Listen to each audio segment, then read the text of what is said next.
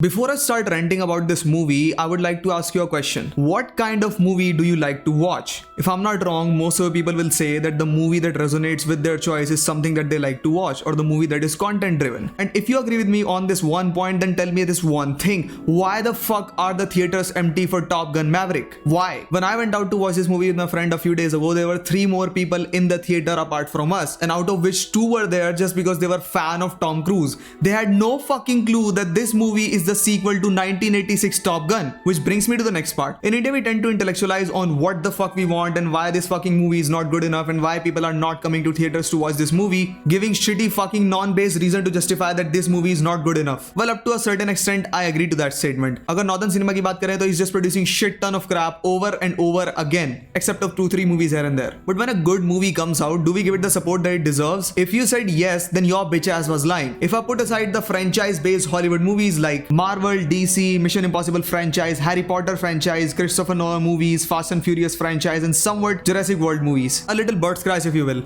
tell me a single fucking Hollywood movie that you went out to watch outside of this domain that I just mentioned. The list will be very small, matter of fact smaller than your own PP, because we have made a stupid fucking box around ourselves. We have decided that outside of the studios and movie franchises that I know, I don't give a shit about other studios and movies, and no experimentation at all is permitted until by chance the movie got hyped or I came to know about it because of the bare ass and tits in the trailer. That's just another thing. You can even take example of the southern industry. The southern industry produced movie like Bahubali and KGF for super fucking hit. The first part revenue versus the second part revenue was an absolute brain fuck situation. Why is that? Because when the first part of Bahubali came, we didn't support it as much. It was brand new. It was a new story. Because southern movie या तो memes से popular होती है या फिर dialogue से. But tell me this one thing. What if the first people that experimented with the movie never went out to watch the movie? Would you still have got this masterpiece? Would you still have went out to watch this movie on your own? That is the infuriating question that I have in my fucking mind. I'm not saying that you should go out and watch each and every new single fucking release because that's not your job. Money is precious.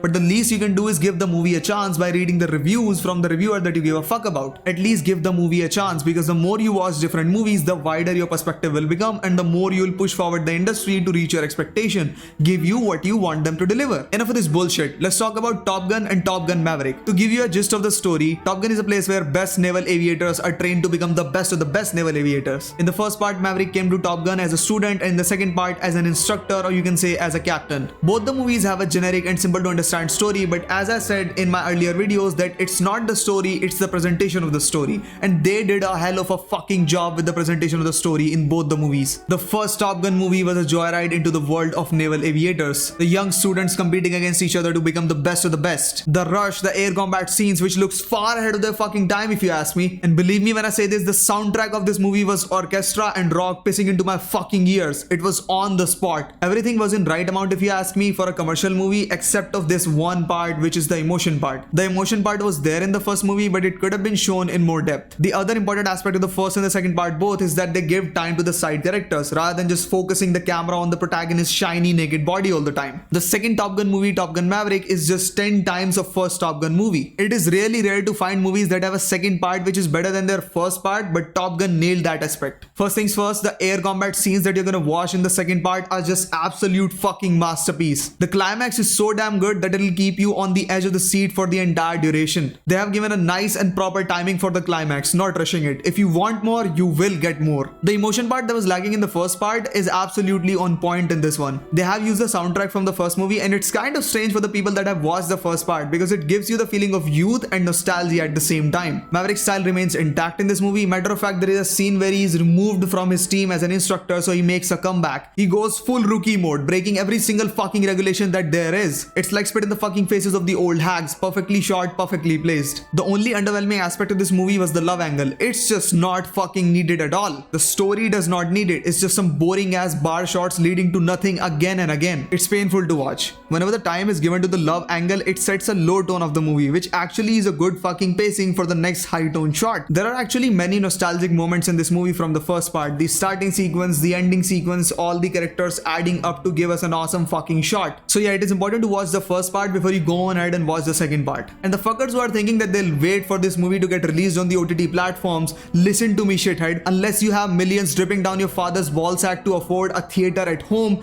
go ahead and watch the fucking movie on the big screens. As the experience of the air combat scenes, the soundtracks, the beautifully rendered visuals, the edge of the seat experience, and the rush can only be experienced on the big screens, not a fucking 1080p screen with loosely fit earphones. Bye.